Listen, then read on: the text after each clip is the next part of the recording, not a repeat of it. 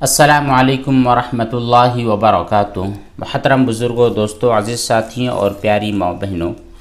اللہ تعالیٰ کی ذات سے قوی امید ہے کہ انشاءاللہ آپ تمام حضرات بخیر و عافیت ہوں گے۔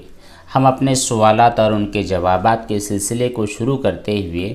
آج کے ایپیسوڈ میں تقریباً 10 یا 11 سوال اور ان کے جوابات پیش کریں گے۔ سب سے پہلا سوال ہمارے حافظ صاحب نے کیا ہے، کہتے ہیں مفتی صاحب، پیشاب کرنے کے بعد کچھ قطرے اندر رہ جاتے ہیں، پھر اس کے بعد جب کچھ قدم چلتے ہیں یا پھر جگہ سے کھڑے رہ جاتے ہیں تو پھر جو بقیہ قطرے ہیں وہ باہر آتے ہیں۔ بہت سارے حکیموں اور ڈاکٹروں سے علاج کروایا ہے، فزیشین تھے، سرجن تھے، لیکن کوئی فائدہ نہیں ہوا۔ لوگوں کی بات پر الگ الگ ڈاکٹروں کے پاس جاتا ہوں۔ دوسری بات یہ ہے کہ کیا پیشاب کے بعد ڈھیلا یا ٹیشو پیپر کا استعمال کرنا ضروری ہے یا صرف پانی استعمال کرنا مشک و وہم وغیرہ سے دور کر سکتا ہے؟ سب سے پہلے تو ہم اللہ تعالیٰ سے دعا کرتے ہیں کہ وہ آپ کو شفائے کاملہ، دائمہ، عاجلہ، مستمرہ نصیب فرمائیں۔ آپ اس کا علاج کروائیں، جو بہتر حکیم اور ڈاکٹر ہو، جس کے بارے میں آپ کو تجربہ بھی ہو کہ اس نے کوئی ایسا علاج کروایا ہے اور وہ سکسیس ہو چکا ہے، ایسے ڈاکٹر کے پاس آپ جائیں۔ دوسری چیز یہ کہ واقعتاً یہ ایک بیماری ہے اور جس کا علاج ناممکن بھی نہیں ہے اور بہت مشکل بھی نہیں ہے۔ ایک دیسی علاج یہ بھی بتلایا جاتا ہے کہ اگر آپ انار کے جو چھلکے ہوتے ہیں وہ لے لے، انہیں سکھا لے اور اچھی طرح برادہ بنا کر اچھی طرح پیس کر روزانہ رات میں سونے سے پہلے اس کو 1 چمچ سادے پانی کے ساتھ پی لیا کرے تو انشاءاللہ یہ جو پیشاب کے قطرے والی بیماری ہے اس میں شفا مل جاتی ہے۔ دوسری چیز یہ کہ ٹیشو کا استعمال کرنا یا ڈھیلے کا استعمال کرنا ہر استنجا کے لیے ضروری اور واجب نہیں ہوتا ہے، لیکن ڈھیلا، ٹیشو اور پانی ان دونوں کا استعمال کرنا مستحب ہوتا ہے، فضیلت والا ہوتا ہے۔ اگر آپ اس بیماری سے جھوجھ رہے ہیں اور آپ نے استعمال کیا ہے تو پھر آپ کے لیے اور بھی زیادہ بہتر ہے آپ یہی کام کرتے رہیں، البتہ ضروری اور واجب نہیں ہوتا ہے۔ اگلا سوال ایک صاحب نے کیا ہے، مفتی صاحب، میں اسٹار ہوٹل میں کیٹرنگ کام کرتا ہوں، وہاں پر جو چکن مٹن ہوا کرتا ہے، ہوٹل والے کہتے ہیں کہ ہمارے پاس جو میٹ ہے وہ حلال سرٹیفائیڈ ہے، تو کیا وہ گوشت کھا سکتے ہیں یا نہیں؟ جی، اگر ہوٹل کے مالکان مسلمان ہیں اور وہ جہاں سے ذبح کرواتے ہیں وہ بھی مسلم ہے تو ایسی صورت میں وہ حلال ہے، آپ اس کا استعمال کر سکتے ہیں، کھا سکتے ہیں۔ اگلا سوال کرتے یہ ہیں کہ اور کام کرتے وقت اگر جھٹکے والا جو میٹ ہوتا ہے وہ ہمارے جسم پر ٹچ ہو جائے تو کیا ناپاک ہو جائے گا؟ دیکھیے، جو گوشت ہوتا ہے، جھٹکے والا جو ہوتا ہے جس کو شرعی اعتبار سے ذبح نہیں کیا جاتا ہے، وہ گوشت کھانا حرام ہوتا ہے۔ البتہ وہ گوشت آپ کے ہاتھ پر لگ گیا ہے اور گوشت پر کوئی خون وغیرہ بھی نہیں تھا تو آپ کا ہاتھ ناپاک ہونے والا نہیں ہے۔ ہاں، کھانا حرام ہے، لیکن جسم پر اور کپڑے پر لگنے کی وجہ سے خون کے نشانات اگر آتے نہیں ہیں تو پھر کوئی گھبرانے والی بات نہیں ہے۔ اگلا سوال ایک محترمہ نے کیا ہے، کہتی ہے، السلام علیکم، زنا کا کفارہ کیا ہوتا ہے؟ کیا اس سے انسان کو کوڑے لگائے جاتے ہیں؟ زنا واقعتاً اسلام میں ایک سخت گناہ ہے اور بڑا گناہ ہے، اسی لیے قرآن کریم نے زنا تو بہت دور، زنا کی طرف لے جانے والے جو اعمال ہوتے ہیں، یعنی نظروں کی حفاظت نہ کرنا، غیر محرم عورتوں کو دیکھنا، غیر محرم مردوں کو دیکھنا، یا اسی طرح فلم وغیرہ ہوتی ہیں، اچھی گندی جو فلمیں ہوتی ہیں، ان تمام چیزوں سے جو روکا ہے کہ یہ تمام چیزیں زنا کی طرف لے جاتی ہے، اس لیے ایسی کاموں سے بھی روکا گیا ہے جو زنا کی طرف آپ کو لے جائے، تو زنا بہت بڑا جرم اور بڑا گناہ ہوتا ہے۔ لیکن انسان کو جو کوڑے لگانے کا مسئلہ ہے، یہ ایسی جگہوں پر ہے، ایسے ملکوں میں ہے جہاں پر اسلامک لا، اسلامک قانون چلتے ہیں۔ انڈیا اور اس جیسے جو ممالک ہے جہاں پر اسلامک قانون چلتے نہیں ہیں، تو وہاں پر صرف توبہ استغفار کر لینا اور آئندہ اس قسم کے گناہ سے بچنے کی سچی پکی نیت کر لینا ضروری ہوتا ہے۔ اگلا سوال ایک صاحب نے کیا ہے، کہتے ہیں، السلام علیکم مفتی صاحب، میرا سوال یہ ہے کہ غسل جنابت سے پہلے پورا وضو کرنا ضروری ہوتا ہے یا صرف 3 بار غسل کے بعد کر لے تو کافی ہوتا ہے؟ غسل کے پہلے مکمل باقاعدہ وضو کرنا یہ ضروری واجب تو نہیں ہے، البتہ سنت ہے اور بڑا فضیلت والا عمل ہے۔ دوسرا سوال یہ ہے کہ غسل جنابت کے دوران اگر یاد آئے کہ پتہ نہیں کہ میں نے مسح کیا تھا یا پھر ناک میں 3 مرتبہ پانی ڈالا تھا یا نہیں تو کیا کیا جائے؟ دیکھیے، غسل کرنے سے پہلے جو وضو ہوتا ہے یہ وضو کرنا سنت ہوتا ہے، ایک افضل ترین عمل ہوتا ہے، لیکن اگر یہ غسل چھوٹ گیا ہے،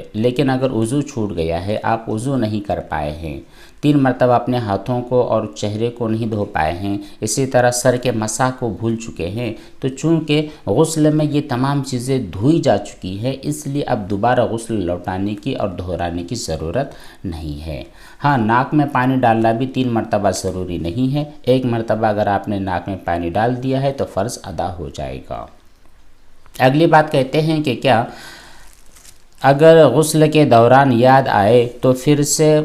پورا وضو کرنا ضروری ہوتا ہے، دوبارہ سے غسل کرنا ضروری ہوتا ہے؟ جی بالکل نہیں۔ اگر کوئی چیز غسل کے دوران چھوٹ جاتی ہے اور جب آپ مکمل غسل کر کے باتھ روم کے اندر ہی ہے یا باہر آ چکے ہیں، پھر یاد آیا کہ میری کلی رہ گئی تھی، تو بعد میں صرف کلی کا دہرا لینا کافی ہوتا ہے، مکمل وضو یا پھر مکمل غسل کو لوٹانے کی بالکل ضرورت نہیں ہوتی ہے۔ اگلا سوال اس نے کیا ہے، کہتے ہیں السلام علیکم مفتی صاحب، اگر گھر میں نل کا آن کر کے بالٹی میں کپڑے دھوئے جائیں اور پھر ان کپڑوں کو باہر نکال کر بنا نچوڑے باہر رکھ دیے جائیں، پھر پانی گرا کر اسی طرح کپڑے دھو لیے جائیں، دھونے سے کپڑے پاک ہو جاتے ہیں یا پھر نہیں؟ دیکھیے، جب آپ نے نلکی کی مدد سے کسی بالٹی کے اندر کپڑے رکھا ہے اور اوپر سے پانی ڈالا ہے، اس قدر پانی بہنے لگا کہ اب وہ جاری پانی ہو چکا ہے، بالٹی میں سے پانی بہنے لگا ہے، تو پھر یہ جاری پانی کے حکم میں ہوگا۔ اگر ایسی ہی کنڈیشن میں آپ کے کپڑوں کی پوری نجاست ختم ہو جاتی ہے، پوری گندگی ختم ہو جاتی ہے، تو پھر نچوڑنے کی ضرورت نہیں ہوتی ہے۔ ہاں، اگر آپ نے کپڑوں کو بالٹی میں رکھا ہے پھر بعد میں باہر نکالا ہے، ابھی تک اس کی نجاست پوری ختم نہیں ہوئی ہے اور یہ جاری پانی کے حکم میں بھی جو چیز آتی نہیں ہے، یعنی آپ نے ڈبے کی مدد سے یا پھر تھوڑا تھوڑا کر کے آپ نے کپڑوں کو دھویا ہے، اس میں جاری پانی کے حکم میں جو چیز نہیں آتی ہے، ایسی کنڈیشن میں کپڑوں کو دھونے کے بعد نچوڑنا بھی ضروری ہوتا ہے۔ اگلا سوال ایک صاحب نے کیا ہے، کہتے ہیں کہ یہ بتائے کہ ہوٹل میں ویڈنگ پارٹی ہوتی ہے تو ہم لوگ کوکنگ کا کام کرنے جاتے ہیں اور بہت سارے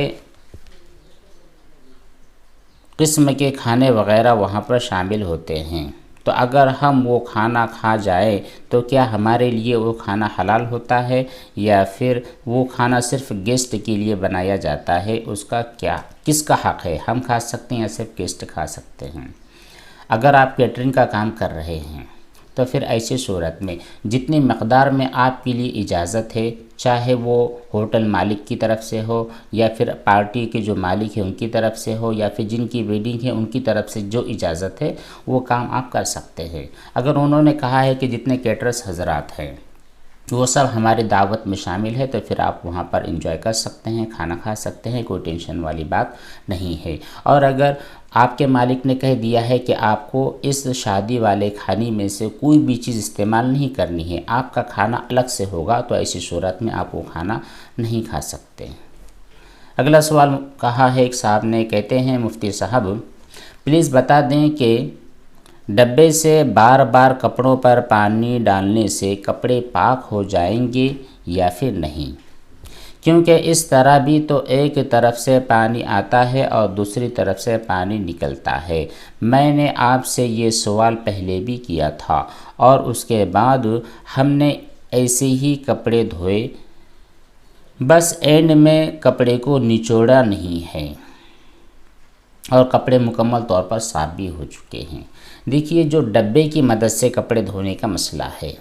کہ آپ نے ایک مگے میں پانی لیا اور کپڑے پر ڈال دیا، پھر اس کے بعد دوسرا مگا لیا اور کپڑے پر پانی ڈال دیا، تو یہ اس طرح جو پانی کا گرنا ہوتا ہے اس میں کنٹینیوٹی نہیں ہوتی ہے، درمیان میں انقطاع ہوتا ہے، تو ایسی صورت میں یہ ڈبے سے دھونا جاری پانی میں دھونے کے حکم میں ہوتا نہیں ہے۔ ہاں اگر آپ نے یوں کر دیا کہ آپ کے پاس ایک بالٹی تھی یا پھر کوئی ڈرم تھا، اس میں آپ نے پورے کپڑے ڈال دیے ہیں، اوپر سے نل کا آپ نے آن کر دیا ہے اور وہ پانی ڈبے کے اندر یا پھر اس بالٹی میں گر رہا ہے اور اندر آپ کے کپڑے اچھی طرح دھلے جا رہے ہیں، اس قدر کہ اب وہ پانی بالٹی بھر چکا ہے اور بھرنے کے بعد پانی نیچے بہنے لگا ہے، تو ایسی کنڈیشن میں آپ کے کپڑے پاک ہو جائے گے، بشرطے کہ ان کپڑوں کے اندر جتنی بھی نجاست ہے وہ نجاست ختم ہو گئی ہو۔ یوں ہی ڈبے سے اٹھانا اور نیچے رکھ کر کے کپڑوں پر پانی ڈالنا یہ جاری پانی میں دھونے کے حکم میں ہوتا نہیں ہے۔ اگلا سوال ایک محترمہ نے کیا ہے، کہتی ہے السلام علیکم، ہاتھوں پر مہندی لگانے کے بعد اور پھر ہاتھ دھونے کے بعد مہندی کا رنگ ہاتھوں پر رہ جاتا ہے، تو ایسی صورت میں غسل جنابت، غسل حیض، وضو وغیرہ ہو جائے گا یا نہیں؟ مہندی لگانے کے بعد چاہے عورتیں اپنے ہونٹوں پر مہندی لگائیں یا پھر ہاتھوں پر یا پیروں پر یا جسم کے کسی بھی حصے پر مہندی لگائیں،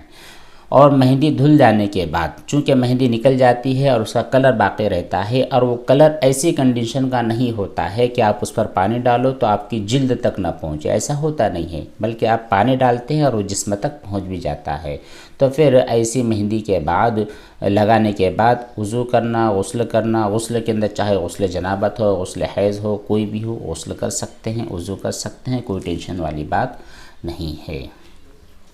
اگلا سوال ایک دوست نے کیا ہے، کہتے ہیں کہ بچوں کو جمعہ کے دن کیا اسکول جانا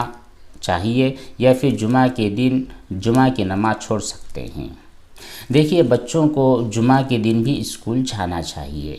اور جب جمعہ کی نماز کا وقت ہو جائے تو بچوں اور ان کے پیرنٹس کے لیے ضروری ہے کہ اپنے ٹیچرز حضرات سے یا پھر جو اعلیٰ حکام ہیں آپ کے اسکول کے، ان سے بات کر لے کہ جمعہ کے دن جو نماز کا وقت ہوتا ہے اس نماز کے لیے ہمارے بچوں کو آپ چھٹی دے دیں۔ اگر وہ لوگ چھٹی قبول کر لیتے ہیں تو بہت اچھی بات، جمعہ کے دن آپ اپنے بچوں کو اسکول بھیجیں، اور اگر وہ لوگ کہتے ہیں کہ نہیں جمعہ کے دن ہم آپ کے بچوں کو نماز کے لیے چھٹی نہیں دے سکتے، تو ایسی صورت میں آپ دیکھ لیں کہ لنچ وغیرہ کا ٹائم کیا ہے۔ اگر خاص جمعہ کے وقت میں نماز کا وقت ہوتا ہے اور لنچ کا بھی وقت ہوتا ہے، تو پھر کچھ تو ایسا ایڈجسٹ کر لیا کرے کہ لنچ کے وقت بچے ہمارا لنچ چھوڑ دے اور نماز ادا کر لے، اور اگر یہ بھی صورت بنتی نہیں ہے تو بہتر ہے کہ آپ جمعہ کی لیو بچوں کو کرا دیں۔ اگلا سوال صاحب نے کیا ہے، کہتے ہیں مفتی صاحب السلام علیکم، میرا سوال یہ ہے کہ اگر کوئی ناپاک کپڑا رسی میں لٹکا ہوا ہو اور وہ کپڑا سوکھ بھی جائے، میں غسل کرنے کے وقت میں سر گیلا ہو گیا، اگر چلتے ہوئے اس کپڑے کا کچھ حصہ کچھ کنارہ میرے بالوں کو لگ جاتا ہے تو کیا میرے بال کا وہ حصہ ناپاک ہو جائے گا؟ اگر آپ کے بال اس قدر گیلے نہیں تھے کہ وہ تری کپڑوں میں چلی گئی اور کپڑوں کی جو تری تھی ناپاک تری تھی، گندی اور نجس تری تھی، وہ آپ کے بالوں میں آ گئی، اس کنڈیشن کے اندر اگر آپ کے بال نہیں ہیں تو پھر کوئی گھبرانے والی بات نہیں ہے، آپ کے بال ناپاک نہیں ہوئے۔ ہاں اگر کپڑے میں بالکل ظاہری نجاست تھی اور آپ کے بال بھی بہت زیادہ گیلے تھے اور آپ چلے 2 منٹ کے لیے آپ وہاں پر اس کپڑے کے نیچے کھڑے تھے، پھر آپ کے بالوں کی جو تری تھی کپڑوں میں لگ گئی اور وہاں کپڑے میں جو بھی نجاست لگی تھی، پیشاب ہو، پخانہ ہو یا اور بھی کوئی نجاست ہو، وہ پگھل کر آپ کے سر پر آ گئی، ایسی صورت میں آپ کے سر کے وہ بال ناپاک ہوں گے۔ دوسرا سوال بھی ان کا ہے، کہتے ہیں کہ میرے کپڑے شرعی لحاظ سے پاک نہ کیے گئے ہوں، ایسے ہی دھو دیے گئے ہوں، اور اسی حالت میں میں نے ان کپڑوں کو سکھا لیا ہے، سکھانے کے بعد ان کو میں نے پہن بھی لیا ہے، بعد میں ہلکا ہلکا پسینہ آنے لگا، لیکن وہ پسینہ اس قدر نہیں تھا کہ وہ اس کی جو تری ہے اپنے ہاتھوں پر فیل ہو سکے، تو ایسی صورت میں کیا وہ کپڑے جو کہ اچھی طرح پاک نہیں ہوئے ہیں ان کی وجہ سے میرا جسم بھی ناپاک ہو جائے گا؟ یہاں پر بھی آپ وہی سمجھ لیں کہ اگر آپ کے کپڑوں کے اندر ایسی نجاست تھی کہ بالکل ظاہر، اور آپ کے جسم سے بھی اس قدر پسینہ نکلا کہ بالکل پسینے کی وجہ سے آپ کے کپڑے تربتر ہو چکے ہیں اور کپڑوں کی نجاست آپ کے جسم پر ٹرانسفر ہو چکی ہے، تو ایسی کنڈیشن میں آپ کا جسم ناپاک ہوگا، ویسے ہی نہیں۔ یہ تھے چند سوالات اور ان کے جوابات۔ انشاءاللہ اس کے علاوہ اور جو سوالات باقی ہیں اگلی نشست اور اگلی مجلس میں ان کو بیان کیا جائے گا۔ اللہ تبارک و تعالی ہم تمام کو عمل صالح کی توفیق بخشے۔ والسلام علیکم ورحمۃ اللہ وبرکاتہ۔